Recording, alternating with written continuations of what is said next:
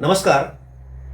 नगरला जी काही ओबीसी एल्गार सभा झाली त्यामध्ये पडळकर यांनी जे आपलं मत मांडले ते किती दिशाभूल करणार आहे ओबीसी समाजाचं आणि सर्वच समाजाचं ते आपण समजून घेतोय. पडळकर काय म्हणाले ते प्रत्यक्ष आपण ऐकणार आहोत, पण तुम्ही ते ऐकण्यापूर्वी ह्या दोन गोष्टी समजून घ्या. त्या अँगलनं ते ऐका म्हणजे तुमच्या लक्षामध्ये बसेल की पडळकरांना काय म्हणायचं होतं. त्यांनी असं सांगितलं की तुम्ही 2 दिवसापूर्वी एक स्टेटमेंट ऐकलं का. आता स्टेटमेंट म्हणजे अधिसूचना नाही, हा पहिला विषय. स्टेटमेंट आता मी बोलतोय, एखादी वादग्रस्त गोष्ट वाटली तर माझं स्टेटमेंट आहे. ते स्टेटमेंटला काही व्हॅल्यू नसतं, ते एक मत आहे. परंतु ऐकणारा प्रत्येक व्यक्ती सुज्ञ असेल अशातला भाग नाही ना. आपला नेता काय सांगतोय म्हणल्याच्या नंतर लोक त्यावरती विश्वास ठेवतात.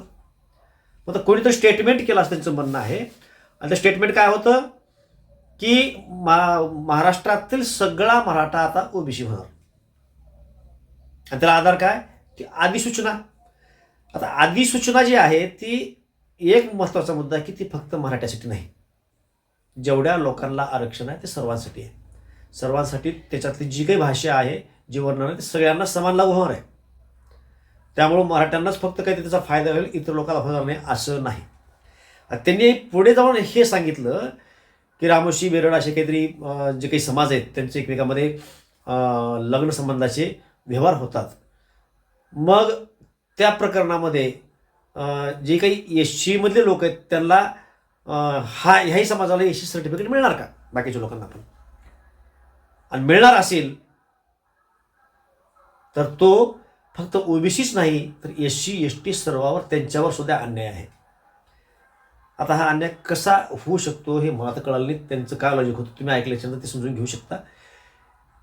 की जर एखाद्या व्यक्ती एससीमध्ये असेल, कुठल्या आता काही जाती आहेत की ज्या 2-2 कॅटेगरीमध्ये आहेत. जर ते सजातीय लग्न असेल तर ते सर्टिफिकेट त्यांना मिळेल. आणि जर तो नियम असेल तर त्या कास्टला त्याचा लाभ होईल ना. सजातीय म्हणतो मी, त्याने कैकाड्याचा एक उल्लेख केला की समजा विदर्भामधील कैकाडी आहेत, त्यांना एससी सर्टिफिकेट मिळत असेल, एखाद्या विशेष कॅटेगरी सर्टिफिकेट मिळत असेल, आणि महाराष्ट्रामधल्या कैकाडी त्यांना ते मिळत नसेल, आणि ह्या अधिसूचनेनुसार उर्वरित कैकाडी समाज आहेत त्यांनाही त्यांच्यामुळे जर लाभ होत असेल तर प्रॉब्लेम काय, अडचण काय, होऊ द्या ना. काही कैकाडी समाजाला लाभ मिळतो, काहीला मिळत नाही. काही धनगर समाजाला लाभ मिळतो, काहीला मिळत नाही. काही अनेक प्रकारच्या जाती आहेत, त्यांना लाभ होईल ना. म्हणजे हा लाभ फक्त मराठ्याला होणार नाही, त्या कॅटेगरीमधील जे कोणी वंचित समाजामधले लोक आहेत, त्याच कास्टमधले काही राहिलेले लोक आहेत, त्या लोकांना त्याचा लाभ होईल. फॉर एक्झाम्पल, मराठ्याचा मी जाधव आहे तर जाधवाला सर्टिफिकेट मिळायचं, परंतु माझं सूर्यफळ कुठं सोमवंशीमध्ये असेल, कुठं बिरादारमध्ये असेल, तर ह्या अधिसूचनेनं त्यांनाही लाभ होईल. तीही अधिसूचना लागू झाल्याच्या नंतर त्याचं प्रमाण. पण जातीमधल्याच सजातीय म्हणलेलं आहे. समजा मी मराठा आहे आणि मी कुठल्या तरी मुस्लिम मुलीशी लग्न केलं, मी मराठा आहे आणि मी कुठल्या तरी ब्राह्मण मुलीशी लग्न केलं, मी मराठा आहे, मी कुठल्या तरी मागासवर्गीय मुलीशी लग्न केलं, तर हा सजातीय विवाह होत नाही. माझं सर्टिफिकेट त्यांना मिळणार नाही किंवा त्यांचं मला मिळणार नाही. त्यामुळं उगीच समाजामध्ये भ्रम पसरवून त्यांना मतासाठी हे सगळं करायचे. आणि हे मतासाठीच करायचे का नाही करायचे तुम्ही ते पहा. त्याच्या पूर्ण भाषणामध्ये ओबीसीच्या एल्गार मोर्चामध्ये जे भाषण होते सगळं इलेक्शन येऊन थांबत होतं. आणि सगळ्या मग शेवटी सांगायचं की तुम्ही एकखट्टा व्हा, एकत्रित यावं लागेल, त्याशिवाय इलाज नाही, एकखट्टा मतदान करावं लागेल. म्हणजे काय, भाषणामधून फक्त मराठा द्वेष पसरवायचा, प्रत्येक ओबीसीच्या मनामध्ये मराठ्याबद्दल एक देश निर्माण करून एक असुरक्षितेची भावना निर्माण करायची आणि त्यांना असं भासवायचं की आपल्याला ऐकावं लागेल. म्हणजेच काय, एकखट्टा मतदान करायचे. मग आता हे एखाद्या समाजाला न्याय देण्यासाठी चाललंय की राजकारणामध्ये लाभ मिळण्यासाठी चाललंय, हे तुम्ही समजून घ्यायचं आहे. ऐका पडळकरांमध्ये वरती आपली भूमिका ठाम असायला पाहिजे. मित्रांनो, मी काय उदाहरण देणार आहे. आज राज्यामध्ये परवा स्टेटमेंट दिलं की मराठवाड्यातला सगळा मराठा हा मराठा राहणार नाही, तो कुणबी होणार. तुम्ही स्टेटमेंट बघितलं का टीव्ही वरती? मराठवाड्यातला सगळा मराठा राहणार नाही तर तो कुणबी होणार.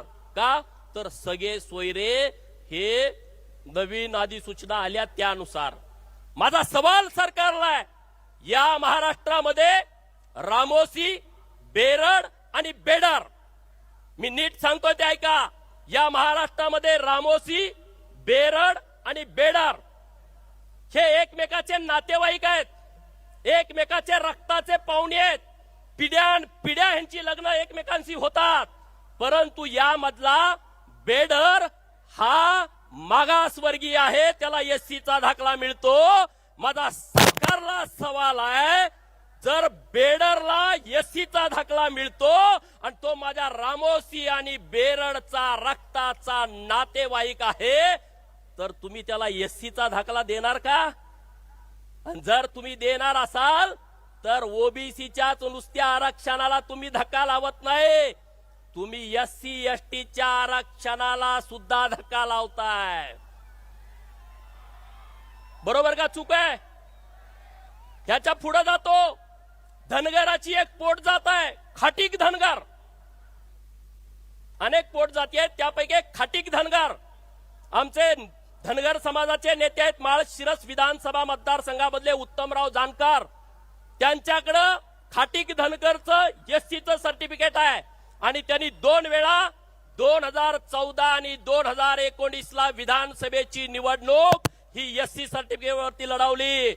आणि ते उत्तम जानकर प्रकाश अण्णाचे पाहुणे आहेत, ते उत्तम जानकर लक्ष्मण हाकेचे पाहुणे आहेत, ते उत्तम जानकर इथं असलेल्या सगळ्या धनगरांचे पाहुणे आहेत.